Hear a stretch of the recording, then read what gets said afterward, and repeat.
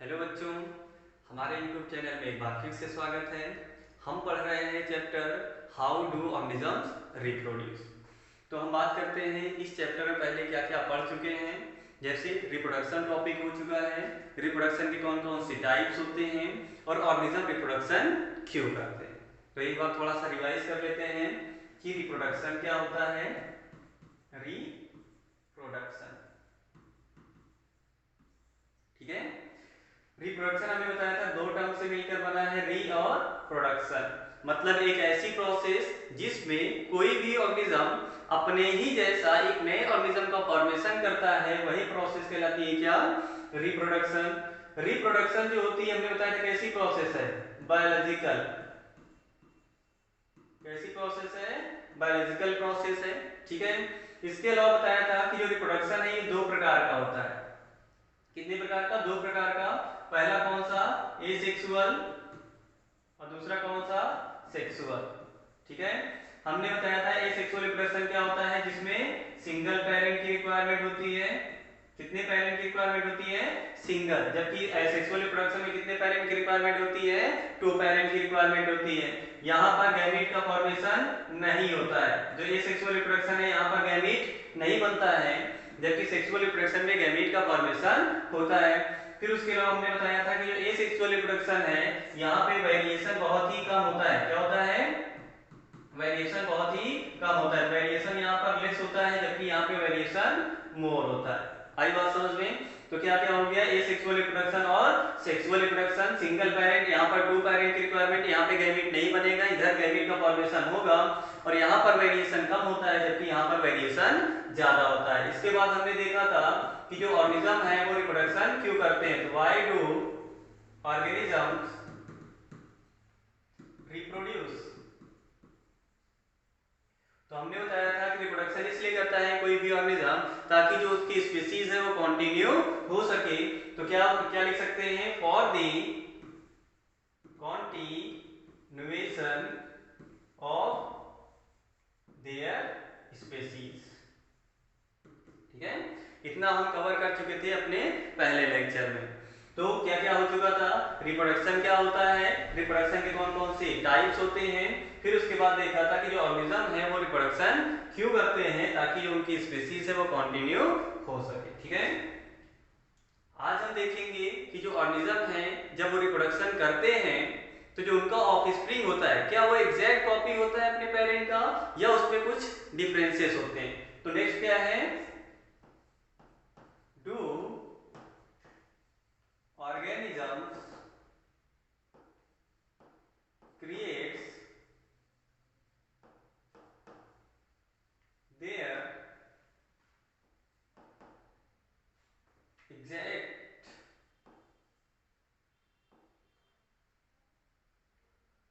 copy। क्या जो ऑर्गेनिजम्स हैं वो अपनी एग्जैक्ट कॉपी क्रिएट करते हैं या उसमें कुछ डिफरेंसेस होते हैं। तो आंसर क्या होगा, नो। क्या होगा आंसर, नो, ठीक है। जो पेरेंट्स होते हैं उनसे उनके बच्चे जो होते हैं वो थोड़ा क्या होते हैं, डिफरेंट होते हैं, ठीक है। तो क्या बोला गया है, do organisms create their exact copy. तो जो ऑर्गेनिज्म है क्या अपनी एग्जैक्ट कॉपी फॉर्म करते हैं। तो आंसर क्या होगा, नो, ठीक है। जैसे मान लो हम हैं तो हमारे क्या क्या हम अपने पेरेंट्स से हूबहू मिलते हैं कि कुछ हमारे अंदर चेंजेस है, हमारे अंदर कुछ चेंजेस है ना, ठीक है। तो कोई भी ऑर्गेनिज्म जब रिप्रोडक्शन करता है तो अपनी एग्जैक्ट कॉपी नहीं फॉर्म करता है। क्या नहीं फॉर्म करता है, अपनी एग्जैक्ट कॉपी नहीं फॉर्म करता है, उसमें वेरिएशन होता है, ठीक है। अभी पीछे वेरिएशन पढ़कर आएंगे, जो ये सेक्सुअल रिप्रोडक्शन होता है वहां पे वेरिएशन कम, सेक्सुअल रिप्रोडक्शन में वेरिएशन ज्यादा, ठीक है। तो जो पेरेंट्स होते हैं वो अपनी एग्जैक्ट कॉपी नहीं फॉर्म करते हैं, बल्कि थोड़ा उनमें वेरिएशन है, और इस वेरिएशन का कारण होता है डीएनए। क्या होता है, डीएनए। थोड़ा बताते हैं, जैसे क्लास 9th में सेल चैप्टर में पढ़े हैं। कहां पर, सेल चैप्टर में जब न्यूक्लियस जो टॉपिक है, सेल चैप्टर में न्यूक्लियस के अंदर हम पढ़े थे क्रोमोसोम होता है। क्या होता है, क्रोमोसोम, ठीक है। और क्रोमोसोम क्या होती है, इनहेरिटेंस यूनिट। क्या होती है, इनहेरिटेंस यूनिट, ठीक है। और क्रोमोसोम बना किसका होता है, डीएनए प्लस प्रोटीन, किसका किसका होता है, डीएनए प्लस प्रोटीन। कौन सी प्रोटीन पर होती है वहां पर, हिस्टोन प्रोटीन। कौन सी प्रोटीन पाई जाती है यहाँ पर, हिस्टोन प्रोटीन। ठीक है, तो क्रोमोसोम डीएनए और प्रोटीन का बना होता है, ये होती क्या है, इनहेरिटेंस यूनिट। इनहेरिटेंस यूनिट कहने का मतलब क्या है, जो एक जनरेशन से दूसरी जनरेशन ट्रांसफर होती है। इसका मतलब जो पेरेंट होते हैं वो अपने बच्चे में क्या ट्रांसफर करते हैं, अपना क्रोमोसोम। क्या ट्रांसफर करते हैं, क्रोमोसोम। क्रोमोसोम बना किसका होता है, डीएनए और प्रोटीन का। ठीक है, मतलब कोई भी पेरेंट जब रिप्रोडक्शन करता है तो अपने बच्चे में वो अपना क्रोमोसोम देता है। क्या देता है, क्रोमोसोम। और क्रोमोसोम पे ही होते हैं पूरे मैसेजेस। क्या होते हैं, पूरे मैसेजेस कि जो ऑर्गेनिज्म है उसका स्ट्रक्चर कैसा होगा, उसकी बॉडी डिजाइन क्या होगी, उसके कैरेक्टर कैसे होंगे। आई बात समझ में। रिप्रोडक्शन करने से पहले कोई भी ऑर्गेनिज्म है, रिप्रोडक्शन करने से पहले वो अपने डीएनए की कॉपी फॉर्म करता है। क्या फॉर्म करता है, अपने डीएनए की कॉपी। और जब डीएनए से डीएनए का फॉर्मेशन होगा, या बोलो जब डीएनए की कॉपी की जाएगी, क्या की जाएगी, डीएनए की होगी कॉपी, तो इस प्रोसेस को बोलते हैं रेप्लिकेशन। क्या बोलते हैं, रेप्लिकेशन। ठीक है, डीएनए से डीएनए बनाना मतलब डीएनए का क्या बनाया जा रहा है, रेप्लिका। रेप्लिका का मतलब क्या होता है, कॉपी। ठीक है, तो इसी प्रोसेस को क्या बोलेंगे हम, रेप्लिकेशन। और जो रेप्लिकेशन होती है बायोकेमिकल प्रोसेस है। कैसी प्रोसेस होती है, बायोकेमिकल प्रोसेस। ठीक है, डीएनए से डीएनए बनाना, रेप्लिकेशन। रेप्लिकेशन कैसी प्रोसेस, बायोकेमिकल प्रोसेस। और कोई भी बायोकेमिकल जो प्रोसेस होती है, ये जो चलती है लिविंग ऑर्गेनिज्म के अंदर, तो कोई भी बायोकेमिकल प्रोसेस 100% एक्यूरेट नहीं होती है। तो क्या ये जो बायोकेमिकल प्रोसेस है या जो रेप्लिकेशन है, क्या ये 100% एक्यूरेट है क्या, तो 100% एक्यूरेट नहीं होती है। आई बात समझ में। इसका मतलब ये 100% एक्यूरेट नहीं है, तो डीएनए से जब डीएनए बनेगा तो उसमें थोड़ा बहुत क्या होगा, चेंज होगा। आई बात समझ में। तो मतलब रेप्लिकेशन करते समय जब डीएनए से डीएनए की कॉपी बनाई जाती है, तो इस समय इसमें क्या आता है, थोड़ा बहुत वेरिएशन आता है या थोड़ा बहुत चेंज आता है, जिसके कारण जो बच्चा होता है वो क्या होगा, अपने पेरेंट से थोड़ा बहुत डिफर होगा। आई बात समझ में। अब देखो, जैसे डीएनए से डीएनए बनेगा, एक चीज याद रखना, हमने पढ़ाया था क्लास 9 में, डीएनए पर पाए जाते हैं जीन। क्या पाए जाते हैं, जीन। और जो जीन होते हैं किसी पर्टिकुलर प्रोटीन के लिए कोडेड होते हैं। किसके लिए कोडेड होते हैं, किसी पर्टिकुलर प्रोटीन के लिए। और जो ये प्रोटीन होती है ये कोई ना कोई कैरेक्टर कंट्रोल करती है। क्या कंट्रोल करती है, कोई ना कोई कैरेक्टर। तो याद रखना, डीएनए में कोई चेंज आएगा, मतलब किसमें चेंज आएगा, डायरेक्ट प्रोटीन में चेंज आएगा, तो किसमें चेंज आएगा, कैरेक्टर में। आई बात समझ में। तो जब रेप्लिकेशन होता है तो डीएनए में क्या आता है, चेंज आता है। इस चेंज के कारण प्रोटीन भी क्या होगी, थोड़ी चेंज होगी। प्रोटीन चेंज होगी, कैरेक्टर में भी थोड़ा बहुत क्या आएगा, चेंज आएगा। और यही कारण है किसका, वेरिएशन का। किसका कारण हो जाएगा, वेरिएशन का। तो यहाँ पे क्वेश्चन क्या था कि क्या जो ऑर्गेनिजम्स होते हैं वो अपनी एग्जैक्ट कॉपी बनाते हैं, तो कोई भी ऑर्गेनिज्म अपनी एग्जैक्ट कॉपी नहीं बनाता है। क्यों, क्योंकि जब वो रिप्रोडक्शन करता है तो उसके पहले उसे अपने डीएनए की कॉपी करनी होती है। और डीएनए की कॉपी करना एक बायोकेमिकल प्रोसेस है, तो कोई भी बायोकेमिकल प्रोसेस 100% एक्यूरेट नहीं होती है, मतलब उसमें थोड़ा बहुत चेंज हो सकता है। आई बात समझ में। और वो चेंज होगा तो वो चेंज डायरेक्ट किस पर नजर आएगा, डीएनए पर आएगा। डीएनए से किस पर, प्रोटीन। डीएनए चेंज मतलब प्रोटीन चेंज, प्रोटीन चेंज मतलब कैरेक्टर चेंज। और कैरेक्टर चेंज हो गया मतलब क्या हुआ, थोड़ा बहुत चेंज आया कि नहीं आया, चेंज आया। ठीक है, चल नेक्स्ट हमें देखना है, ए सेक्सुअल रिप्रोडक्शन के टाइप्स। तो ए सेक्सुअल रिप्रोडक्शन के कौन कौन से टाइप्स होते हैं, तो पहला होता है फिजन। कौन सा, फिजन। फिजन भी दो प्रकार का होता है, एक होता है बाइनरी फिजन। कौन सा, बाइनरी फिजन। और दूसरा होता है मल्टीपल फिजन।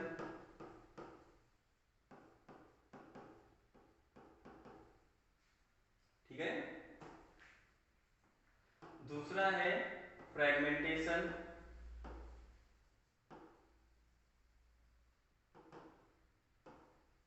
फिर नेक्स्ट है रीजनरेशन,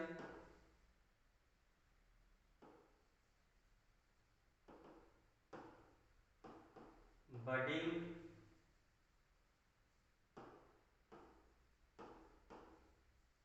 वेजिटेटिव प्रोपेगेशन और स्पोर फॉर्मेशन।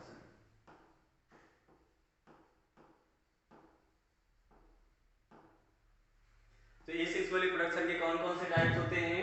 फिजन, फिजन में भी दो प्रकार के, बाइनरी फिजन और मल्टीपल फिजन।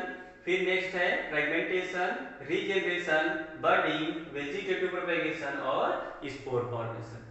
तो हम स्टार्ट करते हैं फिजन से। फिजन जो होता है ये यूनिसेलुलर ऑर्गेनिज्म में होता है। किसमें होता है? यूनिसेलुलर ऑर्गेनिज्म में।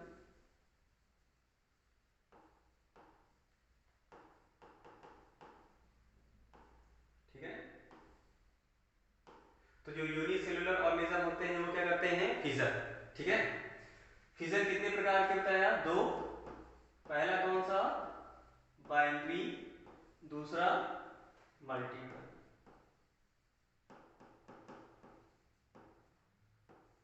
ठीक है, बाई का मतलब क्या होता है? दो। मल्टीपल का मतलब क्या होता है? मल्टी मतलब मैनी। ठीक है, मतलब जब एक ऑर्गेनिज्म दो ऑर्गेनिज्म, मतलब एक ऑर्गेनिज्म से दो ऑर्गेनिज्म जब फॉर्म होगा तब वो कहलाएगा बाइनरी फिजन। और जब एक ऑर्गेनिज्म से कई सारे ऑर्गेनिज्म बने तब वो क्या कहलाएगा? Multiple fission. आई बात समझ में? ठीक है, फिजन का नॉर्मल सा मतलब समझना, ब्रेक होना। ठीक है, टू ब्रेक। फिजन का मतलब क्या होता है? ब्रेक होना। ठीक है, जैसे मान लो बैक्टीरिया है। क्या है? बैक्टीरिया। ठीक है, जब बैक्टीरिया एक से दो में डिवाइड हो जाए, कितने में डिवाइड हो जाए? दो सेल में डिवाइड हो जाए, या बोलो दो बैक्टीरिया में डिवाइड हो जाए, तो इसे ही बोला जाएगा बाइनरी फिजन। क्या बोला जाएगा? Binary fission.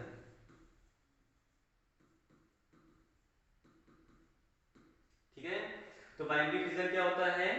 Division of an organism into two. ठीक है, is known as binary fission. Example कौन सा हो गया बाइनरी फिजन का? एग्जाम्पल ये कौन सा होता है यार? बैक्टीरिया। ठीक है, इसके अलावा हो गया अमीबा, और एक और याद रखना, लीजमेनिया। कौन सा? लीजमेनिया। तो बाइनरी फिजन का एग्जांपल कौन कौन सा है? बैक्टीरिया हो गया, अमीबा हो गया और लीजमेनिया। ये यहां पर लीजमेनिया दिखाया गया है। क्या दिखाया गया है? लीजमेनिया। और लीजमेनिया होता क्या है? एक प्रोटोजोआ। क्या है? प्रोटोजोआ। और ये ऐसा प्रोटोजोआ है जो बीमारी कॉज करता है। कौन सी बीमारी कॉज करता है? काला अजहर। कौन सी बीमारी करता है? काला अजहर। हम क्लास 9 में पढ़े हैं, why do we fall ill. ठीक है, तो लीजमेनिया क्या है? प्रोटोजोआ जो बीमारी कॉज करता है। कौन सी बीमारी? काला अजहर। और ये रिप्रोडक्शन कैसे करता है? बाइनरी फिजन से। कैसे करेगा? बाइनरी फिजन से। एक चीज याद रखना, ज्यादातर जो यूनिसेल्युलर ऑर्गेनिज्म होते हैं उनमें जो फिजन होता है वो किसी भी एंगल से हो सकता है, सॉरी किसी भी एक्सिस से हो सकता है। जैसे मान लो बैक्टीरिया है तो इसमें डिवीजन इधर से हो सकता है, इधर से हो सकता है, इधर से हो सकता है, ऐसे भी हो सकता है, ऐसे भी हो सकता है। ठीक है, तो जो बाइनरी फिजन होता है मैक्सिमम ऑर्गेनिज्म में ये किसी भी प्लेन से हो सकता है। लेकिन कुछ ऑर्गेनिज्म ऐसे होते हैं या कुछ यूनिसेल्युलर ऑर्गेनिज्म ऐसे हैं जैसे लीजमेनिया, इनकी बॉडी में थोड़ा सा ऑर्गेनाइजेशन होता है। क्या होता है? थोड़ा बहुत ऑर्गेनाइजेशन होता है। तो हम किसी भी तरीके, मतलब किसी भी एंगल से, सॉरी किसी भी हम पार्ट से इनको डिवाइड नहीं कर सकते। मान लो ये प्लेन से डिवाइड नहीं कर सकते, जैसे ये लीजमेनिया, तो क्या इसको इस प्लेन से डिवाइड कर सकते हैं? क्या नहीं, यहाँ पर केवल एक प्लेन होती है, इस प्लेन से। रीजन क्या है, क्योंकि इसमें थोड़ा बहुत क्या होता है, ऑर्गेनाइजेशन होता है। जैसे ऑर्गेनाइजेशन किसका, यहाँ पर ये वी प्लाई की स्ट्रक्चर पाया जाता है। क्या पाया जाता है, वी प्लाई की स्ट्रक्चर। और जो वी प्लाई की स्ट्रक्चर है ये है क्या, फ्लैजिला। क्या होता है, फ्लैजिला, जिसके कारण यहाँ पर हम लीस्बेनिया को किसी भी प्लेन से डिवाइड नहीं कर सकते, केवल इसको हम एक सिंगल प्लेन से डिवाइड कर सकते हैं। वो भी कौन सी प्लेन है, ये वाली प्लेन। ठीक, तो लीस्बेनिया को क्या करना होता है, जब डिवीजन करना होता है तो उसके पहले वो एक फ्लैजिला से दो फ्लैजिला फॉर्म करता है और अपना न्यूक्लियस भी डिवाइड कर लेता है। फिर उसके बाद क्या कर लेगा, अपनी सेल को दो इक्वल पार्ट में डिवाइड कर लेगा। इसी को क्या बोलेंगे हम, बाइनरी फिजन। क्या बोलेंगे, बाइनरी फिजन। मल्टीपल फिजन जो होता है ये होता है प्लाज्मोडियम में। किसमें होता है, प्लाज्मोडियम। ठीक है, और भी ऑर्गेनिज्म है लेकिन हमें याद रखना है, एनसीईआरटी में एक दिया गया है प्लाज्मोडियम। प्लाज्मोडियम भी एक प्रोटोजोआ होता है। क्या होता है, प्रोटोजोआ। ठीक है, लीस्बेनिया भी एक प्रोटोजोआ होता है जो काला असर करवाता है। प्लाज्मोडियम भी एक प्रोटोजोआ है, ये भी बीमारी करवाता है, लेकिन ये बीमारी करवाता है कौन सी, मलेरिया। कौन सी बीमारी करवाता है, मलेरिया। ये भी क्लास 9th में था। ठीक है, जैसे यहां पर देखना, ये प्लाज्मोडियम दिखाया गया है। प्लाज्मोडियम कैसे रिप्रोडक्शन करता है, मल्टीपल फिजन से। कैसे, मल्टीपल फिजन। मल्टीपल का मतलब, मल्टी का मतलब क्या होता है, मैनी। ठीक है, मतलब जब एक ऑर्गेनिज्म की क्या हो जाए, कई सारे, जब एक ऑर्गेनिज्म से कई सारे ऑर्गेनिज्म फॉर्म हो जाएं, ठीक है, या एक ऑर्गेनिज्म से जब कई सारे ऑर्गेनिज्म फॉर्म हो जाए तो उसी क्या बोलते हैं, बोलेंगे हम मल्टीपल फिजन। अब देखो इसमें होगा क्या, जैसे मान लो प्लाज्मोडियम है, प्लाज्मोडियम के चारों तरफ जब ये क्या करेगा, इसको रिप्रोडक्शन करना होता है, फिजन करना होता है, चारों तरफ अपनी एक मोटी सी वॉल फॉर्म कर लेता है। क्या फॉर्म कर लेता है, मोटी सी वॉल। ठीक है, और ये जो वॉल होती है इसे बोला जाता है सिस्ट। ये हो गई मोटी सी वॉल, इसे क्या बोलते हैं, सिस्ट बोलते हैं।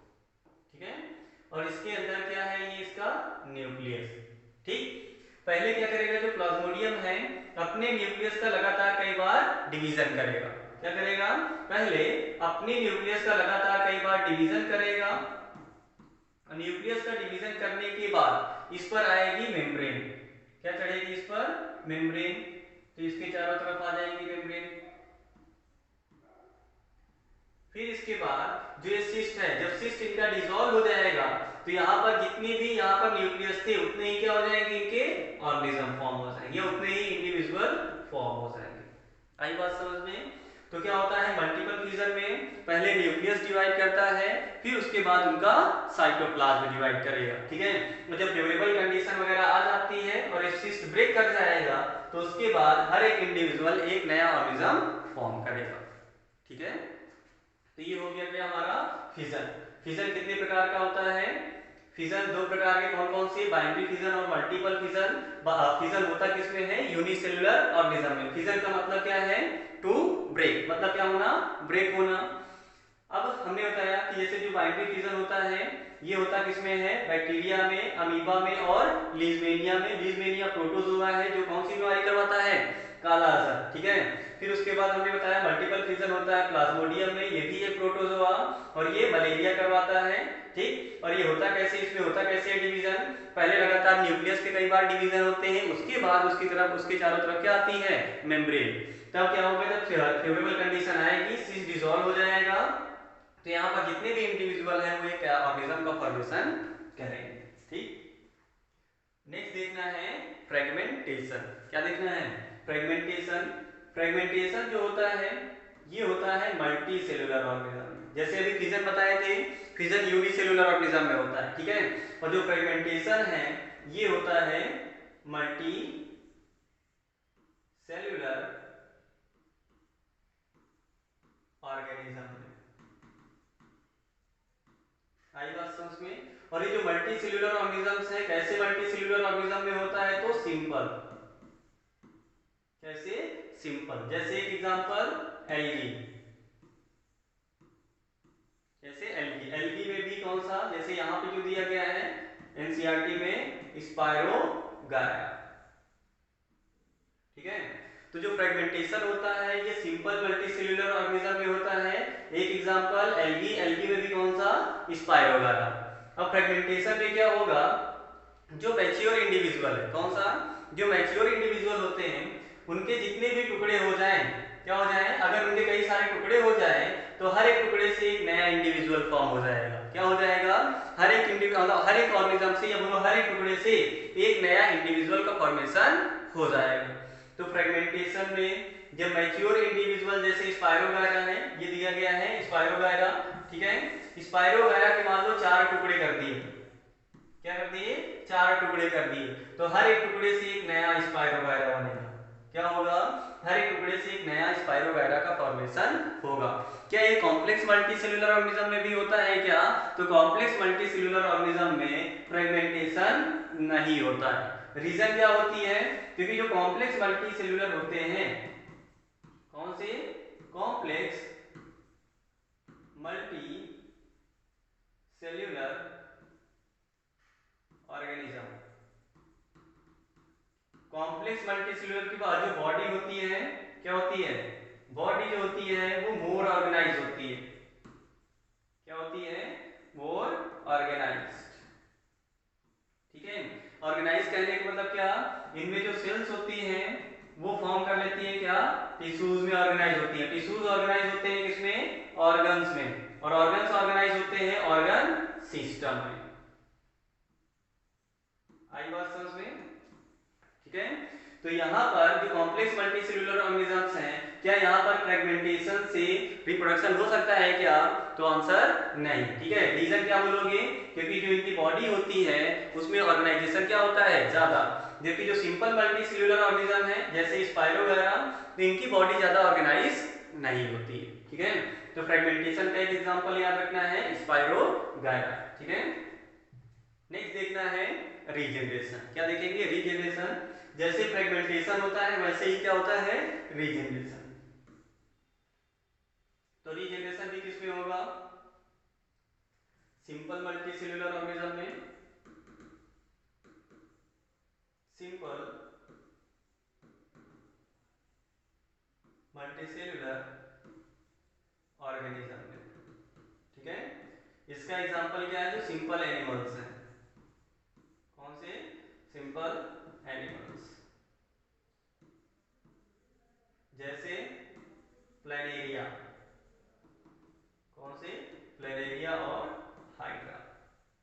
ठीक है, प्लैनेरिया और हाइड्रा में क्या होता है, रीजेनरेशन। तो जैसे फ्रेगमेंटेशन होता था वैसे ही क्या होता है, रीजेनरेशन। इसमें क्या होता है, एक स्पेशल और कुछ स्पेशल सेल्स होती हैं, क्या होती हैं, स्पेशल सेल, जिनके पास कैपेसिटी होती है क्या करने की, रीजेनरेट करने की, या मान लो सेल डिवीजन की क्षमता होती है।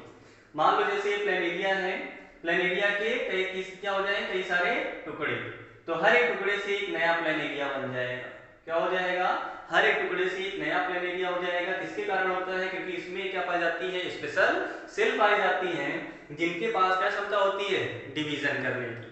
आई बात समझ में। अब होगा कैसे, जैसे मान लो कि ये प्लैनेरिया है, इसके ये टुकड़े कर दिए हैं, क्या कर दिए, टुकड़े कर दिए, तो ये टुकड़ा ले लेते हैं, जैसे मान लो ये नीचे वाला टुकड़ा है। ठीक है, ये नीचे वाला टुकड़ा है, यहाँ पर वो स्पेशल सेल पाई जा रही है, क्या है, स्पेशल सेल्स पाई जा रही है। अब इनके पास होती है डिवीजन की क्षमता, क्या होती है, इन स्पेशल सेल के पास डिवीजन की क्षमता है। जब ये ब्रेक हो जाता है तो जो स्पेशल सेल हैं इनमें लगातार डिवीजन होने लगता है। ये क्या करने लगेंगी, डिवीजन करने लगेंगी, डिवीजन करके सेल का एक मास फॉर्म कर लेंगी, मतलब बहुत ज्यादा सेल फॉर्म कर लेंगी। इसके बाद जो हर एक सेल है वो क्या होने लगेगी, डिफरेंशिएट होने लगेगी। क्या होने लगेगी, डिफरेंशिएट होने लगेगी। तो इस प्रोसेस को क्या बोलेंगे हम, इनका क्या हो रहा है, डिफरेंशिएशन। क्या होगा, इसके बाद इनका डिफरेंशिएशन होगा।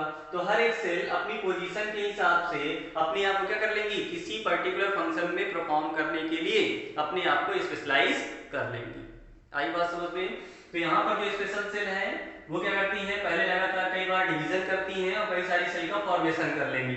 उसके बाद हर एक सेल अलग अलग फंक्शन परफॉर्म करने के लिए अपने आप को क्या कर लेंगी, स्पेशलाइज। इसके थ्रू प्रोसेस क्या बोलेंगे उसे हम, डिफरेंशिएशन। क्या बोलेंगे, डिफरेंशिएशन हुआ है। तो रीजेनरेशन में क्या होता है, ये सिंपल मल्टीसेलुलर ऑर्गेनिज्म में होता है। जैसे सिंपल एनिमल्स कुछ जैसे प्लेनेरिया हो गया और हाइड्रा, इनमें क्या होगा, जैसे जो कोई भी एनिमल है उसके क्या कर दो, जैसे सिंपल वाले एनिमल्स है प्लेनेरिया और हाइड्रा, अगर इनके जितने भी टुकड़े हो जाएंगे और हर एक टुकड़े से क्या बन जाएगा, एक नया ऑर्गेनिज्म। कैसे होगा, क्योंकि इसमें पाई जाती है स्पेशल सेल। जब टुकड़े हो जाते हैं तो उन टुकड़ों में जो स्पेशल सेल्स होती हैं पहले वो लगातार कई बार डिवीजन करती हैं। डिवीजन करने के बाद जो सेल्स हैं ये अपने आप को किसी पर्टिकुलर फंक्शन में परफॉर्म करने के लिए स्पेशलाइज कर लेती है। आई बात समझ में। नेक्स्ट देखना है बडिंग। क्या देखना है, बडिंग। जो बडिंग होता है ये भी मल्टी सेलुलर ऑर्गेनिज्म में होता है। जैसे एग्जांपल इसका हाइड्रा और ईस्ट।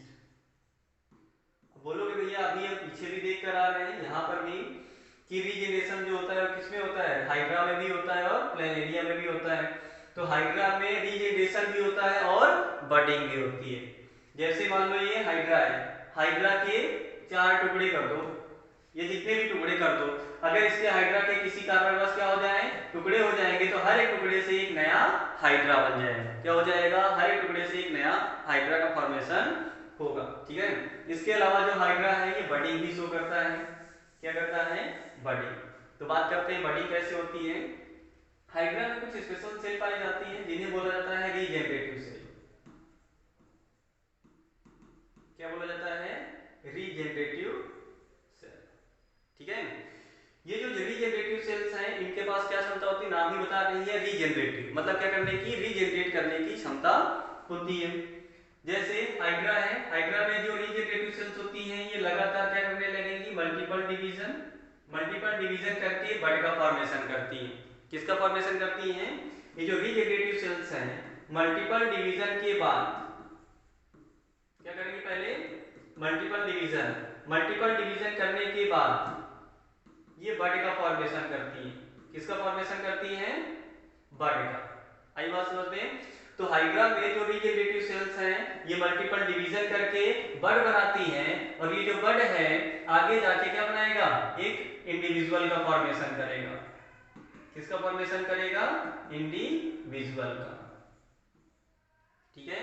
जैसे यहाँ पर रीजेनरेटिव सेल्स यहाँ की जो थी इसमें मल्टीपल डिवीजन हुआ तो यहाँ पर बड बन जाएगा। क्या बन जाएगा, बड। जैसे यहाँ पर दिखाया गया है, ये बड जो है आगे ग्रोथ करेगा, क्या कर लेगा, ग्रोथ करेगा, और ग्रोथ करने के बाद ये डिटैच हो जाएगा। डिटैच हो जाएगा तो ये फ्री इंडिविजुअल में कन्वर्ट हो जाएगा। ठीक है। और फ्रीली ये सर्वाइव करने लगेगा। और ये प्रोसेस क्या होगी, बडिंग।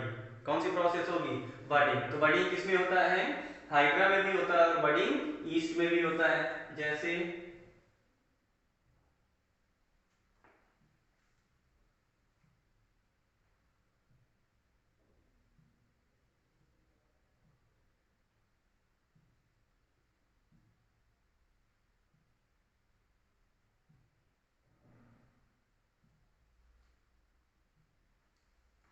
ये देखिए,